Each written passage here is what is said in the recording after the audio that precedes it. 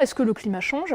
Il y a eu des débats dans le passé sur la qualité des mesures météorologiques, la précision des estimations de la température moyenne à la surface de la Terre. Ces débats, ils sont derrière nous. L'effort, je dirais, le plus sceptique scientifique, il a été fait par des physiciens de l'université de Berkeley qui ont repris toutes les mesures, refait tous les algorithmes et qui obtiennent le même résultat que les climatologues.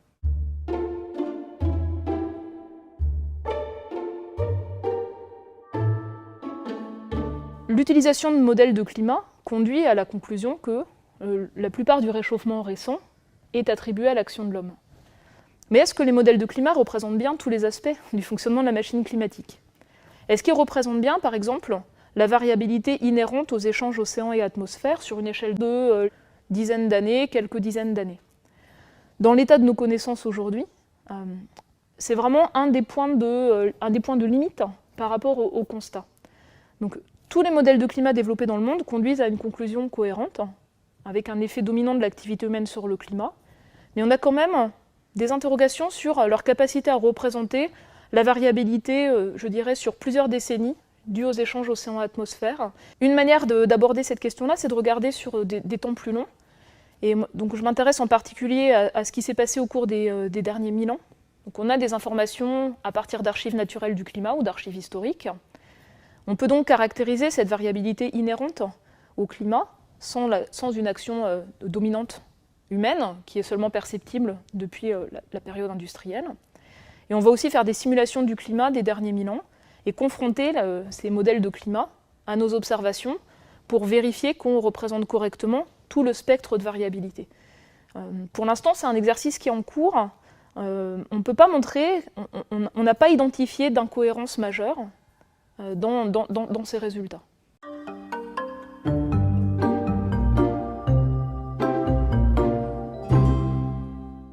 C'est une question de fond. C'est peut-être la question la plus importante. Et donc comment évaluer le réalisme de ces modèles de climat? On va le faire sur le climat actuel, ce qui représente bien le cycle été-hiver par exemple. On va le faire par rapport à des études de processus. Est-ce qu'il représente bien la manière dont changent les nuages quand on a un petit épisode chaud du côté de l'océan équatorial par exemple? On va également vérifier qu'il représente l'évolution au cours du XXe siècle. Donc on va rejouer finalement l'histoire récente du climat. Et puis on va aussi les tester sur des climats passés très différents. Donc on va travailler par exemple sur le climat des derniers 1000 ans, la période historique, de petites variations, mais un effet par exemple important des éruptions volcaniques majeures, qui semblent avoir joué un rôle important pour les épisodes un peu frais ou un peu chauds de cette période-là. Ensuite on va les tester par rapport à des changements de l'orbite de la Terre autour du Soleil. Est-ce qu'ils sont capables de représenter les changements importants des moussons associés à ces changements de répartition de l'énergie solaire? Est-ce qu'ils sont capables de représenter des périodes où les pôles étaient beaucoup plus chauds qu'aujourd'hui, toujours en réponse à cette redistribution d'énergie solaire, donc des climats chauds passés? On va aussi les tester sur des climats plus froids. Est-ce qu'ils sont capables de représenter un climat glaciaire quand on rajoute des calottes de glace, qu'on baisse la teneur en gaz à effet de serre, comme on sait que c'était le cas?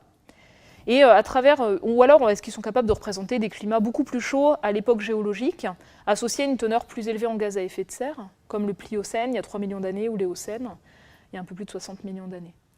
Et donc la confrontation que l'on fait, elle reste grossière. Elle est limitée par les données des climats passés dont on dispose.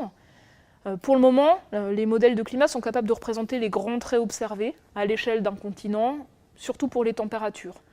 Donc on essaie d'affiner cette analyse en regardant d'autres variables, en regardant les changements de précipitation, des changements aussi de variabilité, c'est-à-dire est-ce qu'un climat plus chaud, c'est un climat plus stable ou plus variable. Donc pour le moment, ce sont vraiment des travaux en cours, mais on n'a pas montré, par l'étude de ces climats très différents, que les modèles de climat ne sont pas capables de représenter les grands aspects de réponse du climat à une perturbation.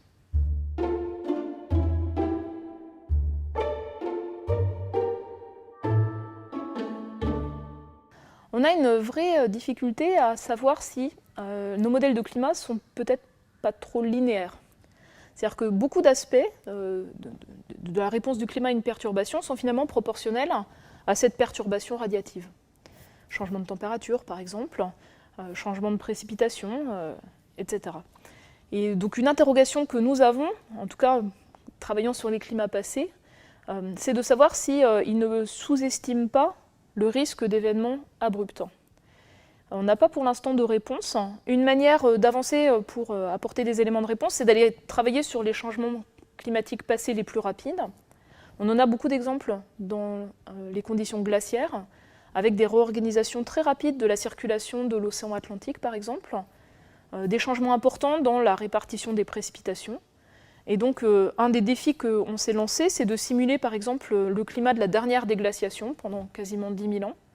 Elle est ponctuée par des instabilités rapides, et on veut réussir à les simuler, ce qui nous donnera confiance dans la capacité de nos outils à représenter, en tout cas, les changements climatiques passés les plus rapides.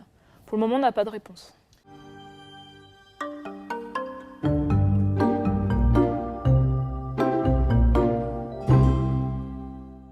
Le débat a évolué au fil du temps. On a par exemple eu des doutes sur le fait que l'augmentation de la concentration en dioxyde de carbone de l'atmosphère était due aux activités humaines. Et pour ça, on a des éléments d'observation qui sont proches d'une preuve. La cohérence entre l'évolution de cette concentration et notre consommation d'énergie fossile, donc le terme qu'on peut estimer précisément de notre activité, et puis également la teneur en carbone 13 ou en carbone 14 du dioxyde de carbone atmosphérique. Donc pour ça, en fait, on a une quasi-certitude. Après, donc, le deuxième facteur, c'est la deuxième question, c'est est-ce que l'action de l'homme elle est suffisante pour modifier finalement le bilan énergétique de la Terre? Donc on va utiliser des modèles qui représentent les échanges de rayonnement, estimer les variations de l'activité du Soleil, de l'activité des volcans, l'effet radiatif des rejets de gaz à effet de serre, l'effet radiatif des rejets de particules de pollution qui ont plutôt un effet parasol, un effet refroidissant, puis on peut faire le bilan net. Et donc, autant en 1950, l'action de l'homme, elle était à peine perceptible, avec un effet de l'ordre d'1 demi-watt par mètre carré, autant on est certain qu'elle a doublé entre 1950 et 1980, et entre 1980 et 2011. Donc aujourd'hui, le constat scientifique s'est affiné, et il ne fait aucun doute que l'action de l'homme modifie les échanges de rayonnement en fait, de notre planète avec l'espace, et accumule de l'énergie. Il y a assez peu de débats sur ce point.